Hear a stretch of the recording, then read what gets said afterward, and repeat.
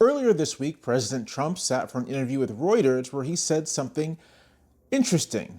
Asked about the upcoming midterm elections, he said, and I quote, "It's some deep psychological thing, but when you win the presidency, you don't win the midterms."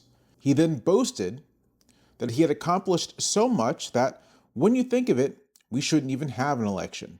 We shouldn't even have an election.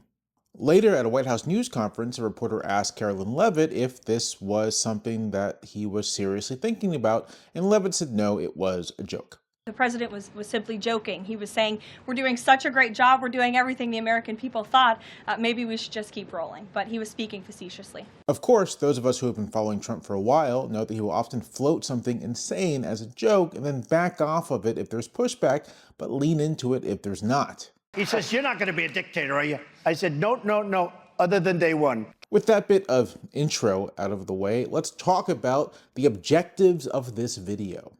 Now, my goal with this YouTube page is not just to give you my takes, but also to try to explain things about the American system of government and about American history. These are things that I care about. These are things that I think I'm pretty knowledgeable about, although there's always more to learn. And I want to do as much as I can to share some of that knowledge with y'all. And so Trump, speaking about canceling the midterms, is an opportunity to talk both about the presidency and its powers and the American system of elections, which is often quite opaque, I think, to most people. And we're going to talk about these things with an aim towards answering a question. Is this possible? Now, to be clear, this is not going to be a discussion of norms, of what is typical or customary. It's not going to be a discussion of what people call guardrails, structures meant to keep political actors from doing too much damage to the overall system. It's not even really going to be a discussion of law, although laws will come into it. Rather, it's going to be a discussion of capabilities. Think of it in these terms. It is against the law to use your cell phone and drive a car at the same time. It is an accepted norm that you do not use your cell phone and drive at the same time because it is dangerous. It's harmful potentially to yourself and those around you. But you are capable of doing it, right? You are capable of using your cell phone while driving. This is the thing you can physically do. The thing stopping you from doing it, and to be clear, you should not do it. The thing stopping you from doing it is not a capability, but a norm. It is your judgment. And should you encounter the law, it is the law. It is the police officer who pulls you over. Now consider this. Distracted driving is also against the law. If I were to attempt to drive my car somehow with my back facing the front and my front facing the back, that would be illegal. I would be pulled over. But critically, it's not physically possible, at least not for me. I cannot physically do that thing. So the thing keeping me from doing it, for all intents and purposes, is not my will. I might really, really want to. I might even try to rig up some way to do it. What's keeping me from doing it is a physical limitation, is a capability. I cannot do it. And as we talk about federal elections, congressional elections specifically, and the president's role or lack thereof, what we're going to find is that it's not a norm that's keeping the president from interfering. It's not a lack of will that's keeping the president from interfering. It's not some kind of guardrail or law that's keeping the president from interfering. It is, in fact, a capability. It's just not really a thing that can be done. Or if it could be done, it requires a level of logistical and operational complexity that would challenge even generals in the field marshaling armies to fight wars, much less a decrepit, aging, 79-year-old dilettante who happens to be the President of the United States. With that in mind, let's begin. Article 1, Section 4 of the U.S. Constitution says as such: "The times, places, and manner of holding elections for senators and representatives shall be prescribed in each state by the legislature thereof. But the Congress may at any time by law make or alter such regulations, except as to the places of choosing senators." Now, the first thing to note is that the president doesn't show up anywhere in this. The Article 2 of the Constitution deals with the presidency. The president doesn't show up here, neither does the executive branch, anywhere when it comes to elections. The Constitution is quite clear. States are responsible for federal elections. And inasmuch as Congress has a role, it is to regulate federal elections if it so chooses. And there's no uniform standard for how to conduct federal elections. It actually differs from state to state. It may even within a state differ from locality to locality, precinct to precinct. The American election system, for better or worse, is incredibly decentralized. In most states, the process during an ordinary election is that the precincts are responsible for taking care of the machines, tabulating votes, and then reporting those votes to either sub-regional places or to the centralized state agency responsible for counting ballots. For something like a midterm election, for these district-based elections, it's more likely that it's going to be tallied within the district and the final results reported to the central state organization, the State Board of Elections or State Secretary of State's office, or whatever it happens to be. You'll note that there's no federal or really executive role here. There are certainly agencies within the executive branch that touch on elections. The Federal Elections Commission, for example, largely deals with the enforcement of federal election law and specifically campaign finance law, such that it even exists anymore. And the Department of Justice is empowered to investigate voting rights violations, although, again, there's not much investigating happening under this administration. But in terms of proactive influence on the conduct of elections, there's not a federal role. That's the states. When it comes to the counting of ballots, that's the states. And again, that's really the localities, the precincts. Let's say that we're talking about elections for the House to keep things simple. And let's say that we're in my great state, the Commonwealth of Virginia.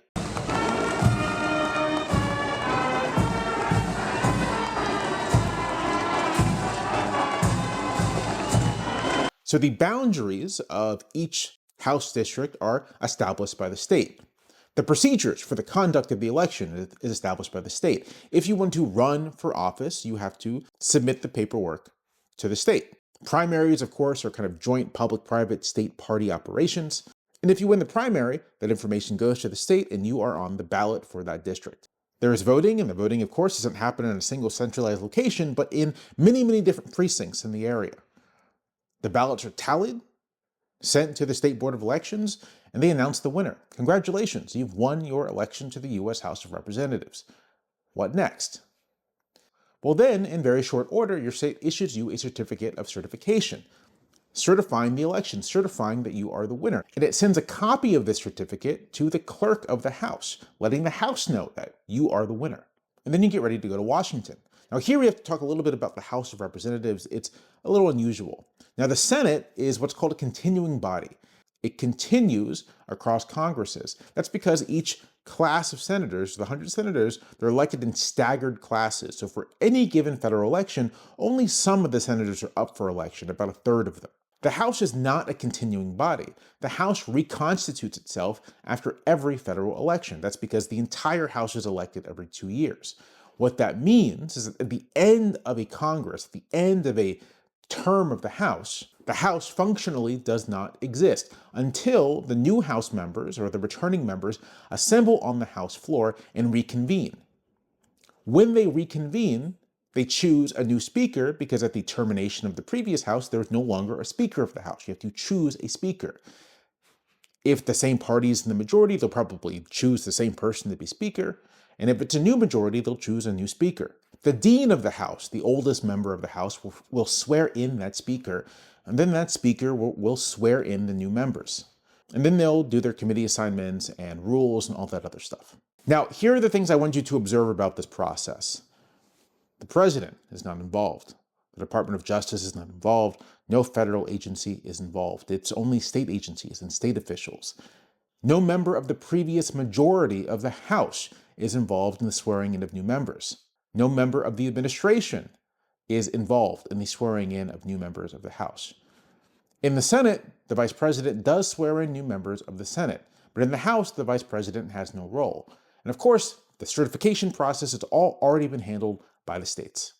Now let's return to Mr. Trump's idle speculation about canceling the midterms. Set aside thoughts of, again, norms or guardrails or anything.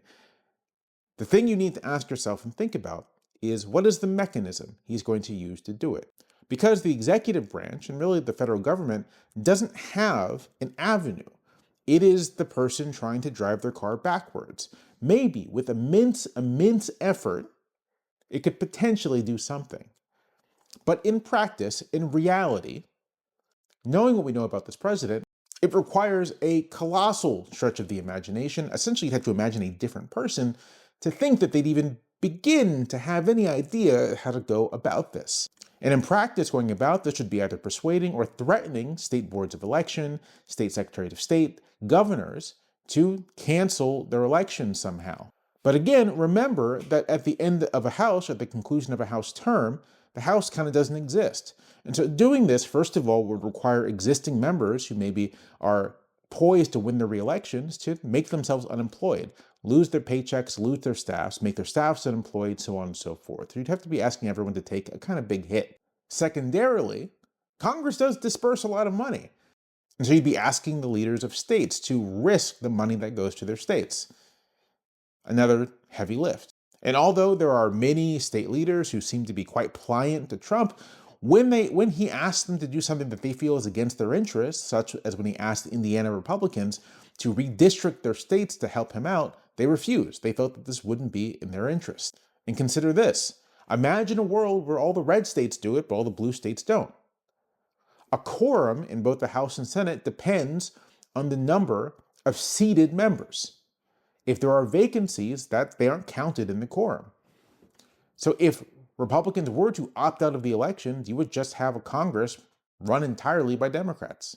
And while we're talking about this in the context of Trump being the singular actor, the only person with agency, the fact is that other people have agency.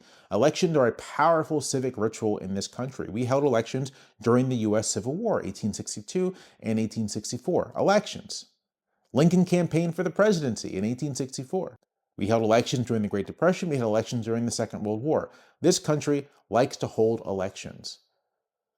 People expect elections. Right now, lawmakers, their fundraisers, their allies, everyone is preparing for elections. Even, in fact, the president is preparing for elections. And so in addition to the logistical and operational complexities involved here, the real difficulties, the lack of a mechanism, you'd also be asking many, many, many people, not just to act against their self-interest, but to abandon what is probably the single oldest civic ritual in the United States. And you'd be asking people to do this in the face of what would almost certainly be a massive public backlash.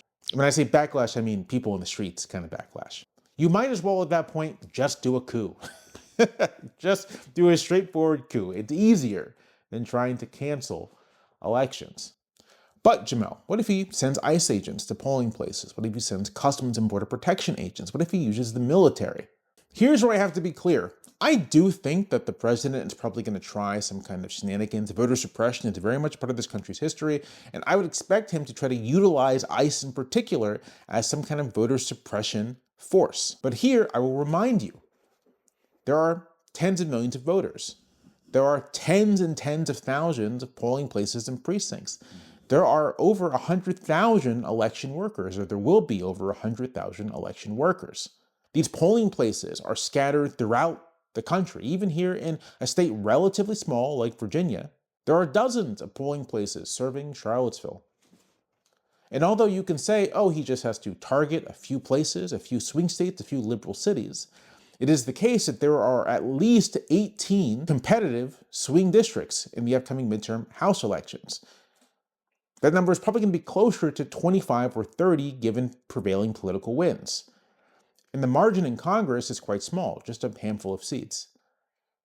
Depending on how big the wave is, if there is a wave, as many as 40 or 50 seats could switch hands. And so, in practice, to do this, you'd have to find the 40 or 50 House districts that are most likely to switch hands, that comprise tens of millions of people, millions and millions of voters, hundreds if not thousands of precincts, hundreds if not thousands of election workers, and then find some way to intimidate them. This using a force that right now, ICE, about half of its membership, half of its agents are in Minneapolis, where they can barely hold down that city. The military certainly is larger, but there are only 1.3 million active duty military. 250,000 of them are stationed abroad. Most of them are in logistical capacities. And it would require a massive political lift, one that Trump has shown no ability to engage, to somehow call out the military to occupy polling places. Again, I want you to think not about possibilities, but about what's realistic. Even in the face of authoritarian desires, what has Trump shown the capacity to do? And he has not shown the capacity to organize that kind of effort. No one in the Trump administration has shown the capacity to organize that kind of effort. And honestly, it's not even clear that the military has the capability to do that kind of thing. What about the National Guard? Last year, Trump attempted to use the National Guard to assist immigration efforts in Chicago and Los Angeles, and he deployed the DC National Guard to the streets of DC. You may have missed this, but just a few weeks in a case called Trump v. Illinois, the Supreme Court held that these efforts of using the National Guard for immigration enforcement were illegal, were unlawful, and the administration had to stop. And they did. States sued, and the administration stopped. That is because when it comes to usage of the National Guard, there has to be state buy-in, state authorization. The president cannot unilaterally, in the absence of the Insurrection Act, use the National Guard. Which brings us to the Insurrection Act.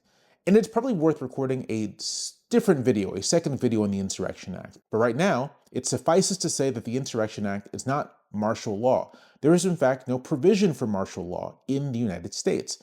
There's no emergency provision in the United States. This is actually a famous observation about the American system of government, and there is an interesting book about it if you want to read about it. That book is called Constitutional Dictatorship, Crisis Government in the Modern Democracies by Clinton Rossiter. I believe this book was written in the 1950s, but it's still worthwhile. What the Insurrection Act allows is for the military to enforce federal law when federal law is unenforceable, when there is some state of emergency that makes it impossible to enforce federal law. States can also ask the president to invoke the Insurrection Act when they believe that it is no longer possible to enforce state law. In the absence of that, using the military to enforce state and local law is illegal under the Posse Comitatus Act. And as we see with the National Guard cases, a president who attempts to leverage these forces to do his own personal policy goals runs into real resistance. Which brings us to our conclusion, and our conclusion is a larger point about presidential power and Trump's power in particular. One of the most important Supreme Court cases of the 20th century was Youngstown's Sheet and Tube Company versus Sawyer.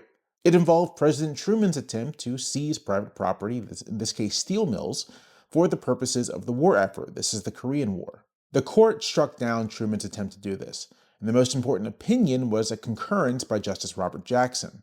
Jackson laid out a scheme for evaluating executive action, not just as it relates to Congress, but as it relates generally.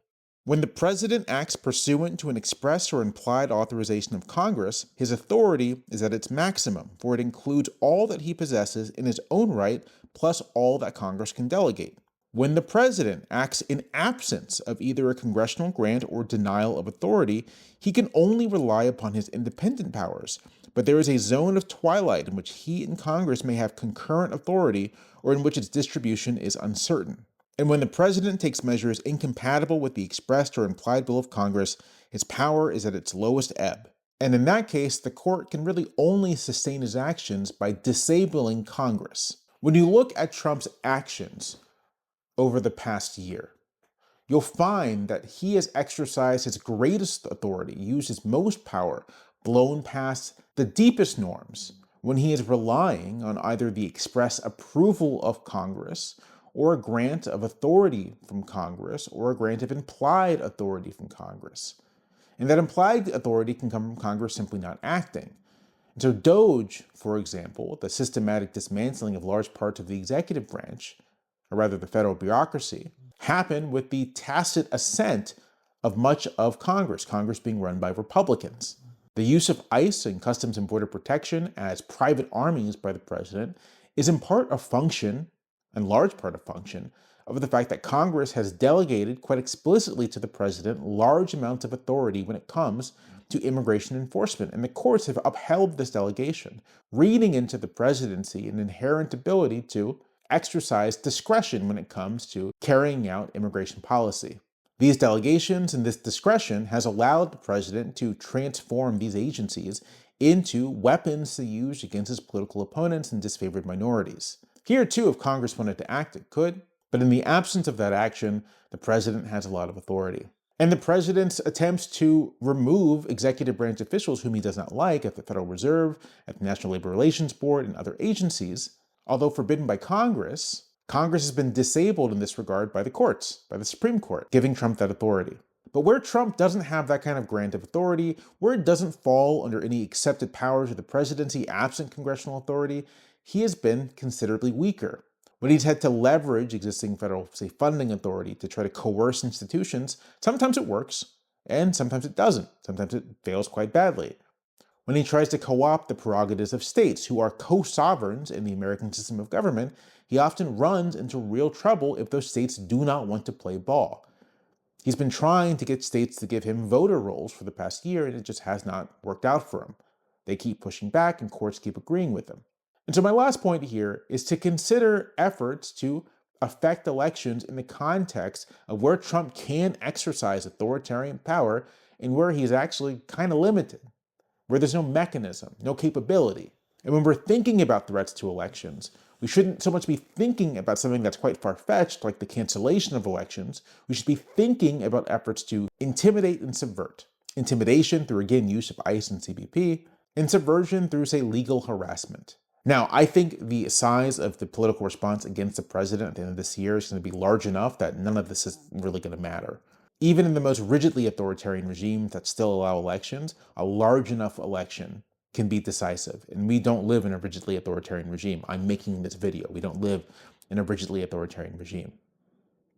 But those are the places to look for. Those are the threats to think of when it comes to what might happen. And so what can you do? There are a couple things. You can volunteer to be an election worker, to be a poll worker. You can get trained. You can volunteer and get trained to be an election observer, to make sure that no shenanigans are happening at your polling place.